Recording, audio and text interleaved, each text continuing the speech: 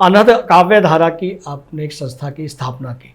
इस संस्था को स्थापना करने की आपको कैसे आवश्यकता पड़ी और इसके उद्देश्य क्या है? देखिए, अनहद काव्य धारा मेरा बहुत पुराना प्रकल्प है और लगभग शायद हमने 2010 के आसपास इसका गठन किया था जी। लक्ष्य केवल एकमात्र यही था कि जो देश के नौजवान कवि हैं, जो नई पीढ़ी के कवि अब चलकर आ रहे हैं, शुरुआत में उनके पास कोई मंच नहीं होता, कोई अवसर नहीं होता। तो हमने एक अवसर क्रिएट किया कि अनहद काव्यधारा मंच के माध्यम से ऐसे नए कवि, किशोर कवि जो बिल्कुल अभी इस क्षेत्र में बिल्कुल नवांकुर जिनको कह लो, बिल्कुल इस क्षेत्र में आ रहे हैं, उनके पास कोई अवसर नहीं है कविता सुनाने का। तो हमने अनहद काव्यधारा के माध्यम से एक ऐसा मंच बनाया कि जिस पर नए कवि आए, अपनी कविताएं सुनाए और उनका टैलेंट समाज के सामने तक जाए। और आज आपको जानकर हैरानी होगी कि उस अनहद काव्यधारा के अनेक कवि आज लाल किले तक पहुंचे हैं और देश में बड़ा नाम कमा चुके हैं। वाह वाह वाह वाह।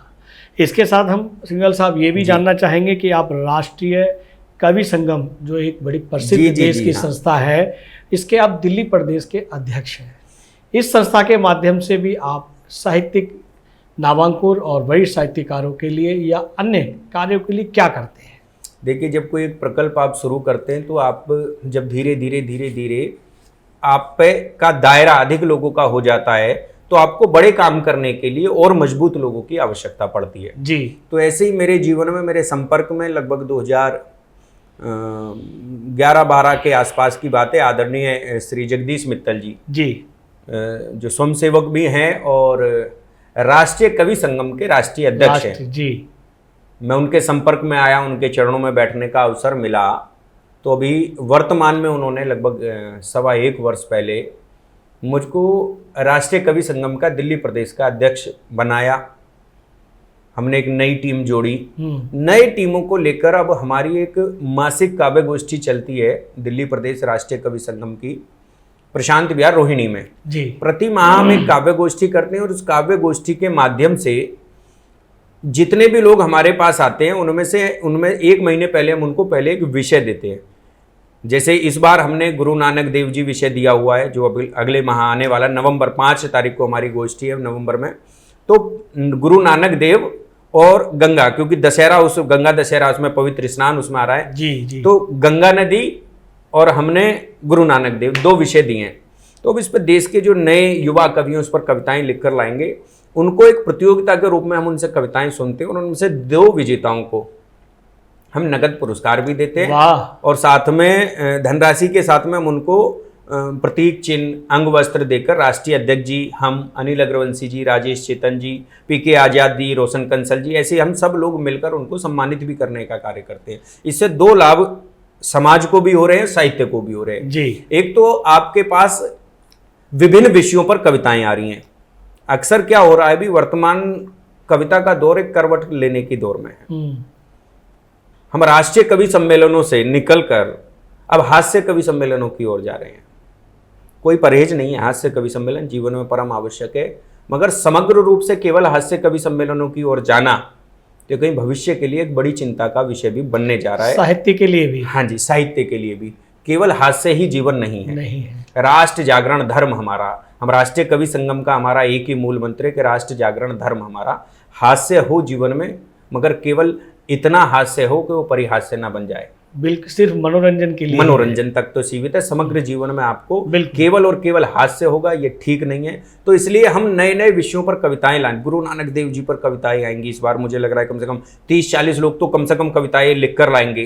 तो उनमें आप सोचिए कि एक ही बारी में आपके पास 40 कविताएं एक विषय पर आ गई। गुरु नानक देव जी जैसा महान महापुरुष हमारे पास है, उसके ऊपर कविताएं निकल कर आएंगी। माँ गंगा पर कविताएं निकल कर आएंगी 30-40।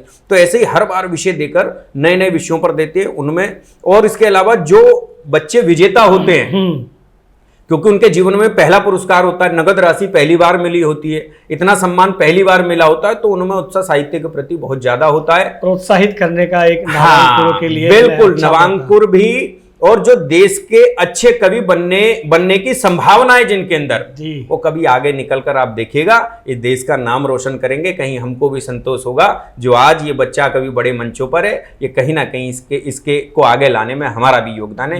इसी मन के साथ हम कार्य कर रहे हैं। बहुत अच्छा कार्य कर रहे हैं।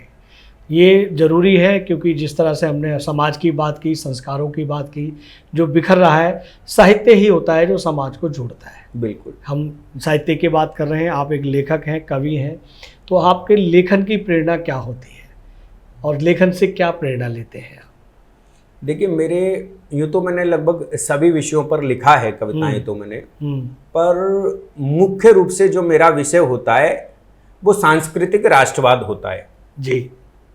मैंने भगत सिंह पर कविता लिखी, तो भगत सिंह पर जब कविता लिखी तो केवल एक मात्र भगत सिंह ही उसमें पात्र ने लिया। भगत सिंह जैसे व्यक्ति तो इस देश में बहुत सारे हुए, मगर भगत सिंह ही इतने लोकप्रिय क्यों हुए, भगत सिंह ही इतने महान क्यों हुए कि आज भारत रत्न जैसा सम्मान भी उनके नाम के आगे छोटा लगता है? कि ऐसा क्या कार्य किया होगा? क्रांतिकारी तो बहुत हुए। वाकई। तो भगत सिंह ने अपने जीवन काल में जो मुख्य काम किया, भगत सिंह के जीवन से जोड़कर मैंने उस कविता को लिखा। एक प्रसंग आता उनमें कि जिस समय भगत सिंह जी पकड़े गए तो उनको तय था कि हम तो गुलामों के शासन में रह रहे हैं, तो उससे क्या फरियाद करेंगे कि हमको क्षमा करेगा वो जी, हम तो प्राण देने के लिए निकले। तो क्षमा की कामना तो उनके मन में थी नहीं, तय था कि फांसी होनी है। ये जो केस चल रहा है सब तो ढकोसला है, मैं तो फांसी होनी है, तय था ये। मगर उन्होंने एक लक्ष्य बनाया कि जाते जाते भी उन्होंने महसूस किया कि इस देश का नौजवान लड़ने तो निकल गया मगर हथियार उसके पास नहीं है। बहुत मर्म की चीज बता रहा हूं कि उसमें हौसला तो है, जज्बा तो है लड़ने का, आजादी वो भी चाहता है, मगर आजादी लेने के लिए जब निर्दयी लोगों से लड़ा जाता है ना जी, तो आपको हथियारों की आवश्यकता पड़ी है। आप राक्षस के आगे आप सोचे कि हाथ जोड़कर काम चलने वाला है, या एक गाल आगे करके एक रैपट लगवाने के बाद ये कह देना कि मेरे दूसरे गाल पर भी मार ले, तो ये मनुष्यों में तो चल जाएगा, मगर यदि आपका युद्ध राक्षसों से हो तो आप कल्पना कीजिए कि फिर ये विनम्रता आपकी नहीं चलने वाली, आपको मार दिया जाएगा, आपको खा जाएंगे लोग।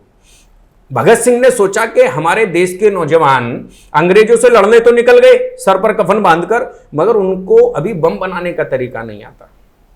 वाह, हथियार उनके पास नहीं है। उस समय किसी क्रांतिकारी पर हथियार बनाने का साधन नहीं था, बम बनाना नहीं आता था। इन्हीं की टीम का एक साथी था जिसको बम बनाना आता था। संयोग देखिए कि भगत सिंह तो गिरफ्तार हुए, उनको कटघरे में खड़े थे। वो जो इनका साथी था जिसको बम बनाना आता था, वो अंग्रेजों से मिलकर इनके विरुद्ध गवाही देने के लिए खड़ा था, सरकारी गवाह बनकर।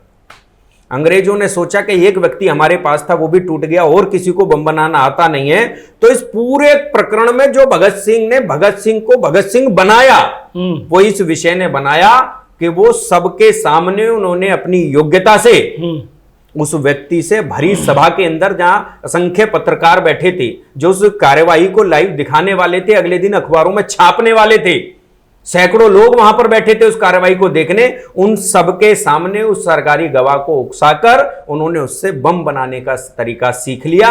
और वो बम बनाने का तरीका जब पत्रकारों ने वहां पर उसको लिखा तो अगले दिन वो सारे अखबारों ने छापा, और वही था कि जिससे देश का बच्चा बच्चा बम बनाना सीखा। और उसी बम बनाने के तरीके से अंग्रेज, जो लोग ये कहते हैं ना जी कि अंग्रेजों ने देश हमको सौंप कर चले गए, नहीं, आपको जानकारी हो कि जब कलकत्ता का बंदरगाह था, कालीकट बंदरगाह, उसके अंदर यह स्थिति हो गई थी कि अंग्रेजों को यह दिख गया था, क्रांतिकारियों ने बंदरगाह तक जलाने शुरू कर दिए थे, और अंग्रेज इस बात को मान चुके थे कि अगर जल्द से जल्द इस देश को छोड़कर नहीं भागे तो हमारा भागना भी मुश्किल हो जाएगा। इस देश की स्वतंत्रता को तो कोई रोक नहीं सकता। अगले कुछ वर्ष यदि हम धैर्य रख लेते तो हमको इस देश का खंडन ना झेलना पड़ता। अंग्रेज उस स्थिति में आ चुके थे कि वो हमको चाह रहे थे किसी तरह सत्ता सौंपकर जान बचाकर भागे, मगर हम देश के हमारे कुछ कर्णधार ऐसे निकले जिन्होंने जल्दी सत्ता हासिल करने के लिए देश का बंटवारा स्वीकार कर लिया, वरना अंग्रेजों को जान बचाकर भागना मुश्किल हुआ था। कलकत्ता का बंदरगाह क्रांतिकारियों ने जला दिया था, और केवल तब एक ही रास्ता था, जल मार्ग वापस जाने का। अंग्रेजों को दिख गया था कि अब जल मार्ग से वापस भी नहीं जाया जा सकता। तब उन्होंने हमारी बात को मानकर हमारे कुछ सत्ताधारियों को घेर कर उनके मन में अनाप शनाप चीजें डालकर उनको अपने पाले में खड़ा किया, और आनन फानन में उनको सत्ता सौंपकर, आधी अधूरी सत्ता सौंपकर वो अपने देश को भाग गए। क्या बात है यार, बहुत सारी जानकारियां हमारे दर्शकों को मिल रही हैं, और बहुत अच्छी जानकारी दे रहे हैं, जो जानकारी किताबों में नहीं है। ये वीडियो YouTube पर देख रहे हैं तो हमारे चैनल को सब्सक्राइब करें और बेल आइकन को दबाना ना भूलें अगर आप फेसबुक पर यह वीडियो देख रहे हैं तो हमारे पेज को लाइक करें।